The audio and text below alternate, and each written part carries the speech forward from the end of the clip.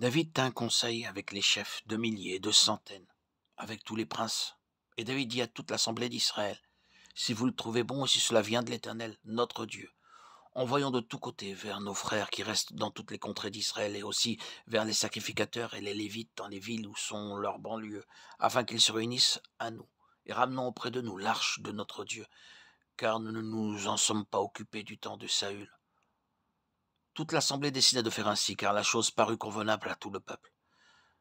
David assembla tout Israël depuis le Sichor d'Égypte jusqu'à l'entrée de Hamath pour faire venir de Kiriat Jéarim l'arche de Dieu. Et David avec tout Israël monta à Baala, à Kiriat Jéarim, qui est à Juda, pour faire monter de là l'arche de Dieu, devant laquelle est invoqué le nom de l'Éternel qui réside entre les chérubins. Ils mirent sur un char neuf l'arche de Dieu, qu'ils emportèrent de la maison d'Abinadav, Uza et Acho conduisaient le char. David et tout Israël dansaient devant Dieu de toute leur force, en chantant et en jouant des harpes, des luttes, des tambourins, des cymbales et des trompettes. Lorsqu'ils furent arrivés à l'ère de Kidon, Uza étendit la main pour saisir l'arche, parce que les bœufs la faisaient pencher. La colère de l'Éternel s'enflamma contre Uza et l'Éternel le frappa, parce qu'il avait étendu la main sur l'arche. Uza mourut là, devant Dieu. David fut irrité de ce que l'Éternel avait frappé Uza d'un tel châtiment. Et celui a été appelé jusqu'à ce jour Peretz Rouza. David eut peur de Dieu en ce jour-là, et il dit, comment ferais-je entrer chez moi l'arche de Dieu? David ne retira pas l'arche chez lui dans la cité de David, et il la fit conduire dans la maison d'Obed-Édom, de Gath. L'arche de Dieu resta 3 mois dans la maison d'Obed-Édom, dans sa maison, et l'Éternel bénit la maison d'Obed-Édom, et tout ce qui lui appartenait. 1 Chronique 13, 1-14.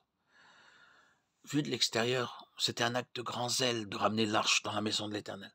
Selon les opinions des hommes, David pouvait être considéré comme un homme de bien. Pourtant, il agit d'une manière contraire à la parole de Dieu. En effet, dans le livre des Nombres, Dieu avait clairement indiqué de quelle façon l'arche devait être transportée, à savoir au moyen des barres en bois, portées par les sacrificateurs, avec tous les détails. Et il nous est dit de quelle manière les Lévites devaient porter l'arche de l'Alliance. Lorsque l'arche fut prise et ensuite renvoyée dans les champs par les Philistins, ceux-ci utilisèrent leur propre méthode pour la faire retourner vers Israël. L'arche de l'Éternel fut 7 mois dans le pays des Philistins. Et les Philistins appelèrent les prêtres et les devins, et ils dirent, que ferons-nous de l'arche de l'Éternel? Faites-nous connaître de quelle manière nous devons la renvoyer en son lieu. Ils répondirent, si vous renvoyez l'arche de Dieu d'Israël, ne la renvoyez point à vide, mais faites à Dieu un sacrifice de culpabilité. Alors vous guérirez, vous saurez pourquoi sa main ne s'est pas retirée de dessus vous. Les Philistins dirent, quelle offrande lui ferons-nous? Ils répondirent, 5 tumeurs d'or et 5 souris d'or, d'après le nombre des princes des Philistins. Car une même plaie a été sur vous tous et sur vos princes.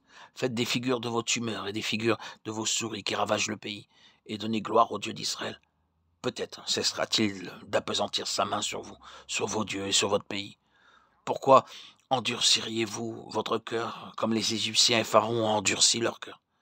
N'exerça-t-il pas ses châtiments sur eux?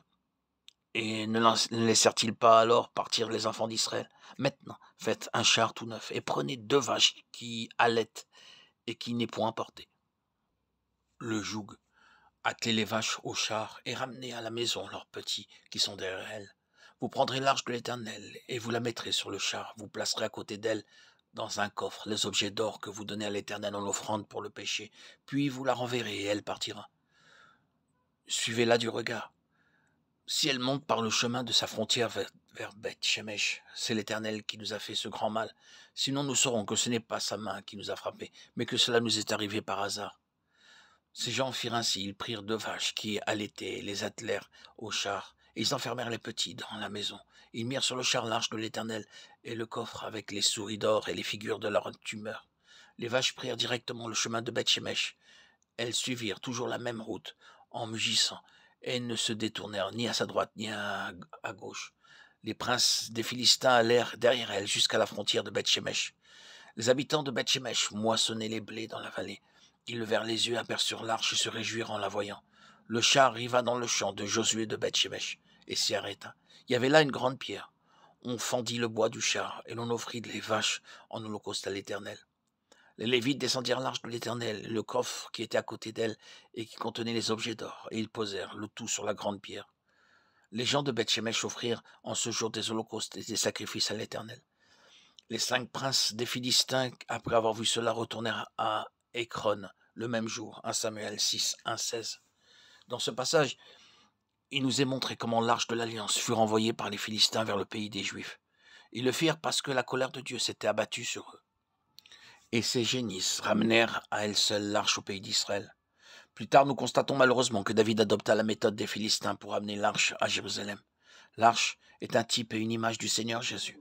Elle ne pouvait être portée que par les Lévites et seulement sur leurs épaules. Gouverné par son zèle naturel, David institua un ordre naturel et chargea une escorte militaire d'accompagner l'arche. Au lieu de consulter les Lévites, il tint conseil avec les chefs militaires.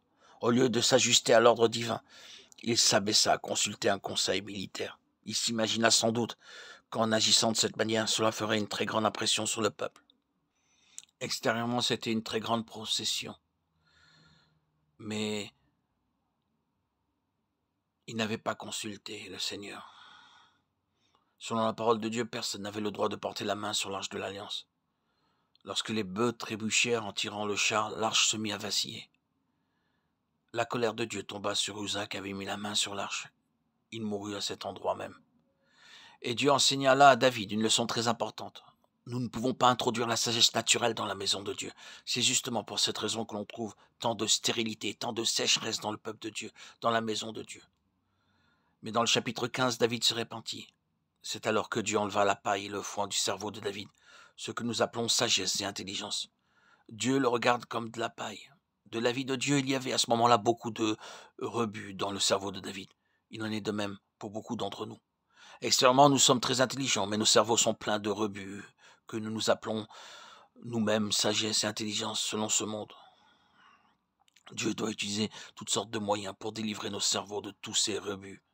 Dans ce but précis, Dieu permit même à Saül de persécuter David pendant plusieurs années jusqu'à ce qu'il ait appris à marcher et à demeurer dans la volonté de Dieu, dans les moindres détails de sa vie.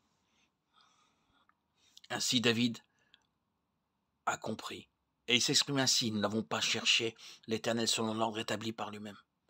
Il avait appris cette leçon importante, à savoir que notre propre zèle, notre intelligence, notre savoir-faire et notre activité naturelle n'amènent que la mort dans l'œuvre de Dieu. C'est pour cette raison que Dieu avait dû agir avec tant de sévérité d'une façon si douloureuse à l'égard de David. De nos jours, on peut voir de nombreux serviteurs de Dieu qui utilisent de multiples moyens, des expédients mondains pour assembler davantage d'argent, au lieu de dépendre de Dieu, en lui faisant connaître leurs besoins. Ils dépendent de photos, de caméras, de publicités, faisant usage de toutes sortes de moyens naturels pour faire impression sur les gens. De même, dans d'autres pays, on peut voir que pour rassembler beaucoup d'argent pour l'œuvre de Dieu, on embauche des spécialistes, des gens qui savent comment manipuler les pensées humaines pour obtenir plus d'argent. Ils ne dépendent pas de Dieu pour obtenir les fonds nécessaires pour l'œuvre du Seigneur. C'est ainsi qu'on emploie toutes sortes de stratagèmes, de moyens humains, terrestres, mondains pour attirer les gens dans les réunions. Ce sont des méthodes mondaines qui ne sont pas scripturaires. Ils n'utilisent pas la parole de Dieu et les méthodes de Dieu pour exercer leur ministère. Et toutes ces méthodes n'auront pour finalité que ruine, échec, déception, désolation.